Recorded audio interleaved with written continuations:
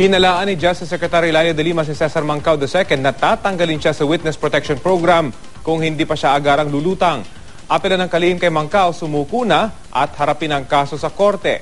Mula sa Department of Justice, may ulat on the spot si Lia Manyalak del Castillo. Lia? Rafi, sa pamamagitan nga ng interview sa media ay muling nanawagan si Justice Secretary Laila de Lima kay Cesar Mancao na sumuko na dahil kung hindi ay mapipilitan daw siyang tanggalin na ito sa Witness Protection Program. Hindi na muling nakausap ni Justice Secretary Laila de Lima si Cesar Mancao mula nang kumpirmahin ito sa kanya kagabi na hindi na muna siya susuko. Kaya ngayon, nagbabala na si de Lima na posibleng alisin na si Mancao sa WPP kung hindi pa rin siya susuko sa lalong madaling panahon. Matagal na dapat terminate yan.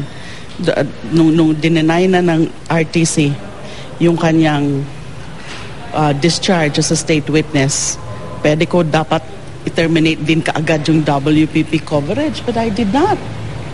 You see, so ako rin ang naiipit dito. Gustuhin ko man natulungan siya, ipit na ipit ako because ibang sinasabi ng mga korte. Sabi pa ni de Lima, siya nga ang naiipit sa ginawa ni Mancao. Gusto niya raw itong matulungan na hilingin sa korte na wag na munang mailipat sa Manila City Jail, pero hanggang dun lang daw ang kaya niyang gawin. Kaya apela niya, sumuko na lang si Mancao at harapin ang kaso sa korte. Discharge as a state witness, pwede ko dapat i-terminate din kaagad yung WPP coverage, but I did not. You see, so ako rin ang naiipit dito. Gustuhin ko man natulungan siya, ipit na ipit ako because ibang sinasabi ng mga korte. You know? So, with his escape, Rafi, nagpapatuloy pa sa ngayon ang malawakang pagtugis nga kay Cesar Mancao at masusiyang minomonitor ni Secretary de Lima. Rafi.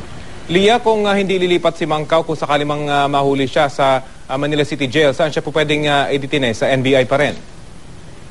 Actually, Rafi, ang dapat na mangyari talaga ay malipat na siya sa City Jail dahil yon ang pinakahuling utos ng Manila RTC. Ayon kay Secretary de Lima, kung ayaw ng kampo ni Mancao na malipat siya sa City Jail, dapat yung kanyang abogado ay maghain ng motion sa korte para hilingin na ilipat siya muli sa NBI o sa iba pang facility na sa tingin niya ay mas magiging ligtas ang kanyang buhay, Rafi. So, Lia, bago umalis itong si Mancao sa detention ng NBI, walang ganong ginawa itong kampo ni Mancao na maghain ng petisyon para manatili siya roon? Actually, Rafi, inopost nila yung petisyon nung dalawang co-accused niya na malipat siya sa City Jail at binanggit niya na sa kanyang opposition doon sa korte na nanganganib nga yung buhay niya pero hindi yan kinatigan ng korte. Pagkatapos ngang i-decide na ilipat na siya sa City Jail, ay wala pa naman siyang ibang fina-file na motion o petisyon sa Manila RTC, Rafi. At Lia, meron na bang deadline ulit ang Department of Justice kung kailan nasusuko itong si Mancao?